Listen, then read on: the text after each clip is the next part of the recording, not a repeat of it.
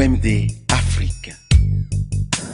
Je viens en ces lieux vous apporter le salut fraternel d'un pays de 274 000 km² où 7 millions d'enfants, de femmes et d'hommes refusent désormais de mourir d'ignorance, de faim et de soif, tout en n'arrivant pas à vivre véritablement depuis un quart de siècle d'existence comme État souverain siégeant à l'ONU.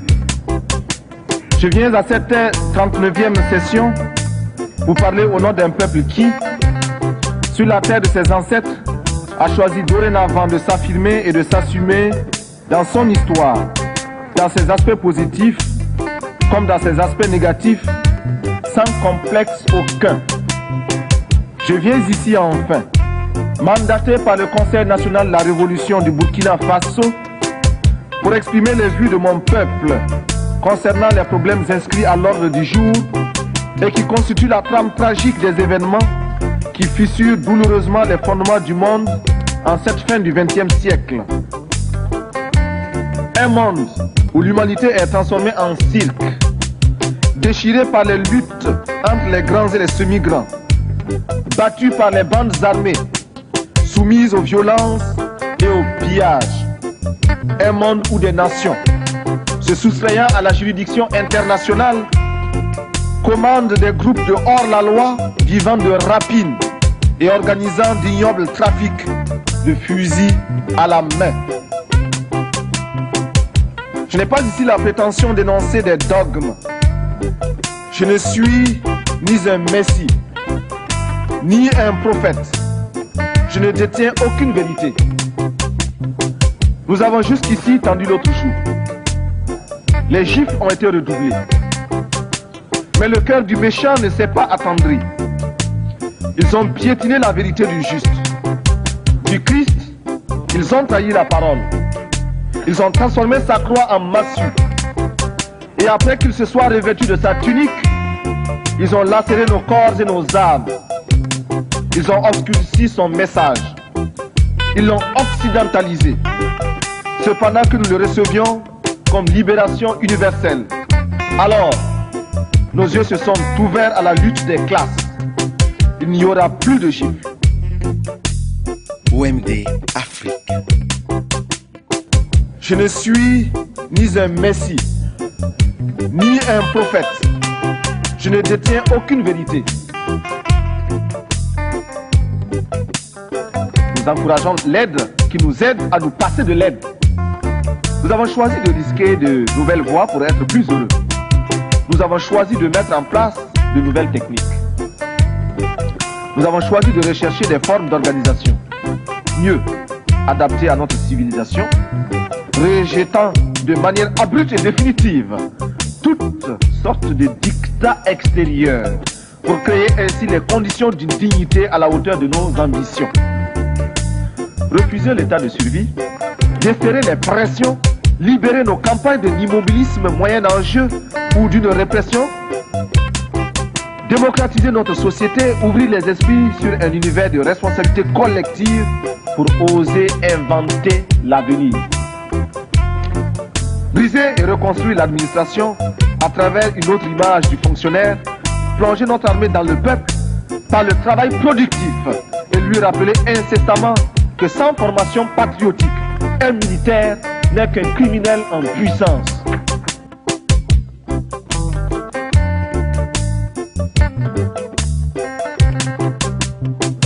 Plus rien ne se fera sans la participation des Burkinabés. Rien qui n'ait été au préalable décidé par nous, élaboré par nous. Il n'y aura plus d'attentat à notre pudeur et à notre dignité.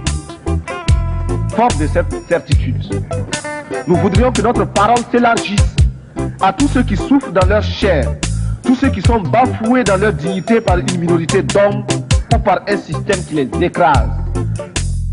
Permettez-moi, vous qui m'écoutez, que je le dise, je ne parle pas seulement au nom du Burkina Faso, tant aimé, mais également au nom de tous ceux qui ont mal quelque part.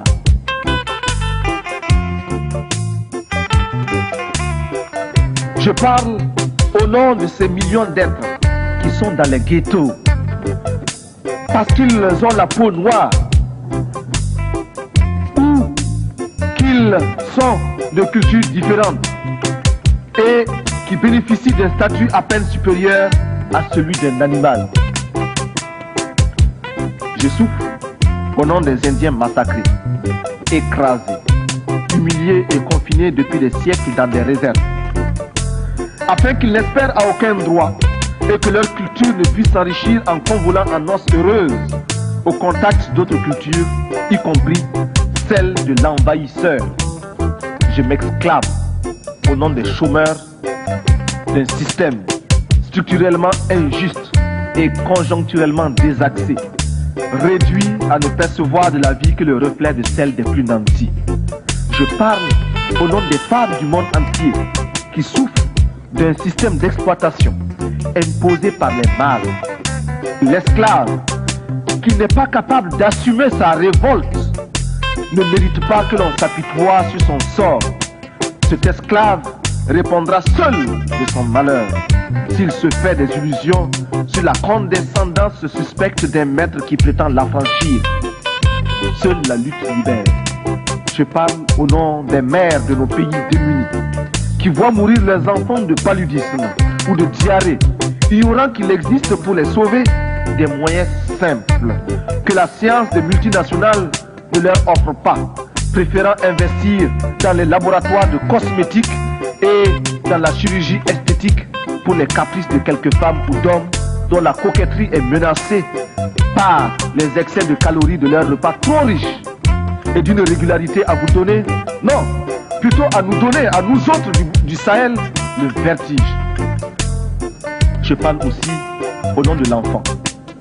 L'enfant du pauvre qui a faim et qui louche furtivement vers l'abondance amoncelée dans une boutique pour riches. La boutique protégée par une épaisse vitre. La vitre défendue par une grille infranchissable. Et la grille gardée par un policier casqué, ganté et armé de matraque. Ce policier, placé là par le père d'un autre enfant qui viendra se servir, ou plutôt se faire servir, parce que présentant toutes les garanties de représentativité et de normes capitalistiques du système.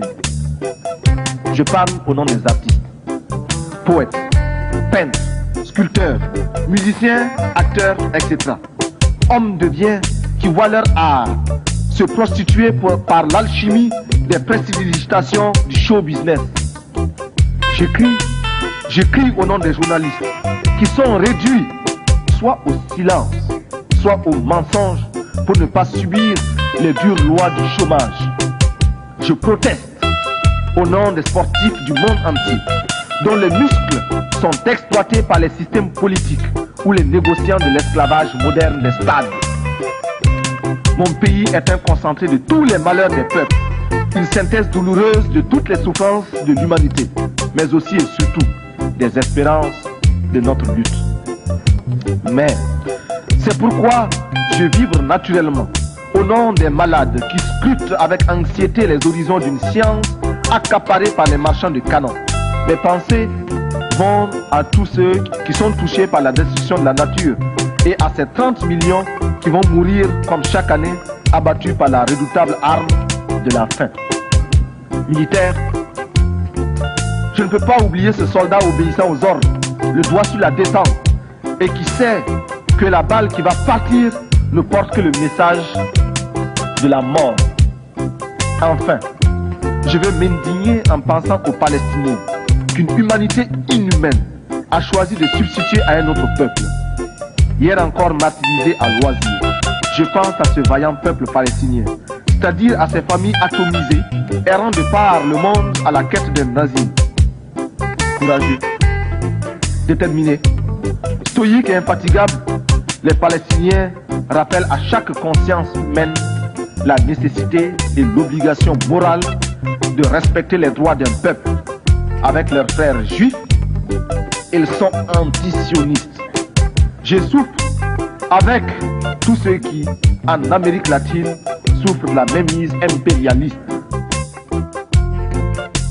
Je m'élève ici, au nom de tous ceux qui cherchent vainement dans quel forum de ce monde ils pourront faire entendre leur voix et la faire prendre en considération réellement. Sur cette tribune, beaucoup m'ont précédé. D'autres viendront après moi. Mais seuls quelques-uns feront la décision.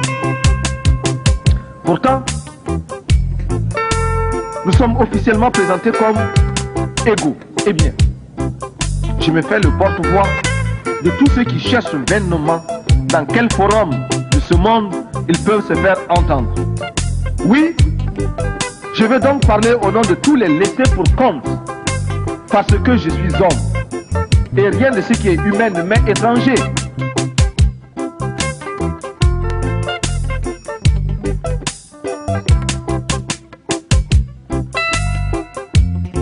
L'Afrique aux Africains, le Burkina Faso aux Burkinabés. Il n'y a plus de duperie possible. J'ai parcouru des milliers de kilomètres. Je suis venu ici pour demander à chacun de vous que nous puissions mettre ensemble nos efforts pour que cesse la morgue des gens qui n'ont pas raison. Pour que s'efface le triste spectacle des enfants qui meurent de faim. Pour que disparaisse l'ignorance, pour que triomphe la rébellion légitime des peuples, pour que se taise le bruit des armes et qu'enfin, avec une seule et même volonté, luttant pour la survie de l'humanité, nous parvenions à chanter en chœur avec le grand poète Novalis, je cite, « Bientôt, les astres reviendront visiter la terre d'où ils se sont éloignés pendant nos temps obscurs. Le soleil déposera son spectre sévère, reviendra étoilé parmi les étoiles. Toutes les races du monde se rassembleront à nouveau après une longue séparation.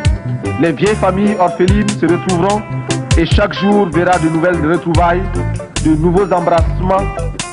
Alors, les habitants du temps jadis reviendront vers la terre. En chaque tombe se réveillera la cendre éteinte. Partout brûleront à nouveau les flammes de la vie. Les vieilles demeures seront rebâtis, les temps anciens se renouvelleront et l'histoire sera le rêve d'un présent à l'étendue infinie. À bas la réaction internationale, à bas l'impérialisme, à bas le néocolonialisme, à bas le fantoschisme. Gloire éternelle aux peuples qui luttent pour leur liberté. Gloire éternelle aux peuples qui décident de s'assumer pour leur dignité. Victoire éternelle aux peuples d'Afrique, d'Amérique latine et d'Asie qui luttent. La patrie ou la mort, nous vaincrons.